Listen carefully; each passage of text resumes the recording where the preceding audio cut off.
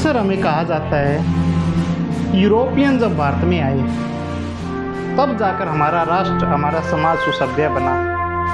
ये मैं नहीं कहता, ये पश्चिम इतिहासकार कहते हैं। वो लोग इतिहास को ऐसा चोला पहना के हमारे समक्ष प्रस्तुत करते हैं जो कहता है कि भारत कुछ भी नहीं था। जब हम आए अर्थात औपनिवेशिक शक्तियाँ भारत में आई, तब जाकर यहाँ का समाज सुसभ्य समाज बना, तब जाकर यहाँ शिक्षा का प्रसार हुआ। वो भारत और यूरोप की तुलना करते हुए कहते हैं कि हमारा यूरोप एक विकसित और महान राष्ट्र है। तो मैं उनको कहना चाहता हूँ, एक राष्ट्रवादी, एक उदार इतिहासकार होने के नाते मैं उनको इस चीज़ का जवाब देना चाहता हूँ कि जब तुम्हारे यहाँ रहने को घर नहीं था, पहनने को कपड़े नहीं थे, जब तुम खाद्य संग्राहक बनकर जंगलों में घुमा करते थे, आखेटक बनकर जंगलों में घुमा करते थे, उस समय मेरा भारत ने इस विश्व को नालंदा दिया था। उस समय मेरे भारत ने बुद्ध को दिया था। उस समय मेरे भारत ने महावीर जैन को दिया था। उस समय मेरे भारत ने विक्रमशिला यूनिवर्सिटी को दिया था।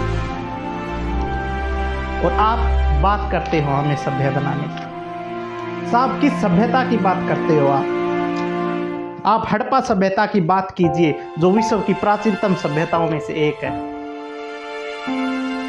जब तुम्हारे यहाँ नगरों का विकास तक नहीं हुआ था, तब हमारे यहाँ पूर्ण विकसित नगरों का आविर्भाव हो चुका था। और आप बात करते हो सभ्यता को सभ्य बनाने की।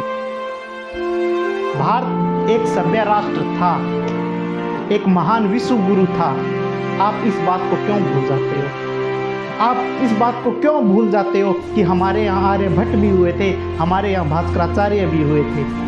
आप इस बात को क्यों भूल जाते हो कि ग्रहों के गति के नियम देने से पहले प्राचीन काल में हमारे ऋषि मुनियों ने इस भारत में ग्रह की गतियों की स्थितियों का पता लगा लिया था, जो कि आज भी हमारे धार्मिक ग्रंथ में लिखे हैं। और आप कहते हो कि हमने सभ्य बनाया। साहब, यूं किसी और का चोला पहनकर खुद को महान नहीं बनाया जा सकता। उसके लिए इतिहास चाहिए, शौर्य और वीरता का इतिहास चाहिए, योग्यता और बुद्धिमत्ता का इतिहास चाहिए, जो कि भारत के पास प्राचीन समय से है। और आप कहते हो कि हमने भारत को सभ्य बनाया। मैं धिक्कार करता हूँ आपकी इस इतिहास लेखन की कला पर। मैं थूकता हूँ आपकी इस इतिहास लेखन की कला पर, जो आप एक राष्ट्र को नीचा दिखाकर अपने राष्ट्र को महान बनाने की तुलना करते हैं। दम है तो अपने राष्ट्र को महान बनाइए, न कि किसी दूसरे को नीचा दिखाकर अपने राष्ट्र को महान बनाइए। भारत विश्व गुरु था और आने वाले भविष्य में भारत इस पर्वत रूपी विश्व का सिरमौर होगा। ये मैं नहीं, पूरे दावे के साथ इस भारतवर्ष की जनता कहती है। कट।